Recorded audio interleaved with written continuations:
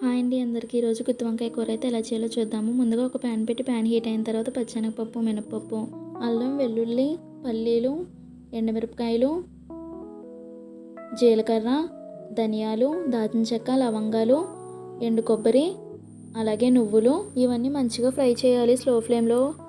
తర్వాత దాంట్లో ఒక ఉల్లిపాయ, ఒక టమాటా వేసుకుని మిక్సీ పట్టుకుని కొద్దిగా సాల్ట్ కూడా వేసుకుని బాగా కలుపుకోవాలి.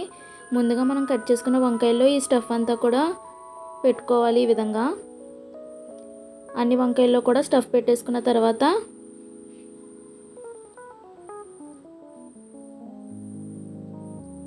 ఈ విధంగా అన్ని వంకాయల్లో కూడా స్టఫింగ్ అనేది పెట్టేసుకున్న తర్వాత ఒక ప్యాన్ పెట్టి ప్యాన్ హీట్ అయిన తర్వాత అందులో కొద్దిగా ఆయిల్ వేసి మనం స్టఫ్ చేసుకున్న వంకాయలను కూడా అందులో వేసుకోవాలి.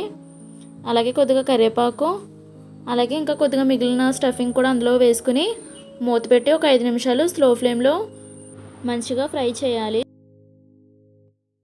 ఒక సైడ్ ఫ్రై అయిన తర్వాత ఇంకో సైడ్ కూడా తిప్పుకోవాలి. ఈ విధంగా చింతపండు వాటర్ అలాగే కొద్దిగా వాటర్ కూడా వేసి మంచిగా ఉడికించాలి. 5 నిమిషాలు స్లో ఫ్లేమ్లో ఉడికించిన తర్వాత కొత్తిమీర కూడా వేసుకుంటే అంతే అండి, ఎంతో ఈజీ అండ్ టేస్టీ గుత్తి వంకాయ కర్రీ అయితే రెడీ అయిపోతుంది. Thanks for watching. ఇంకా మన ఛానల్ని ఎవరైతే సబ్స్క్రైబ్ చేయలేదో ప్లీజ్ సబ్స్క్రైబ్.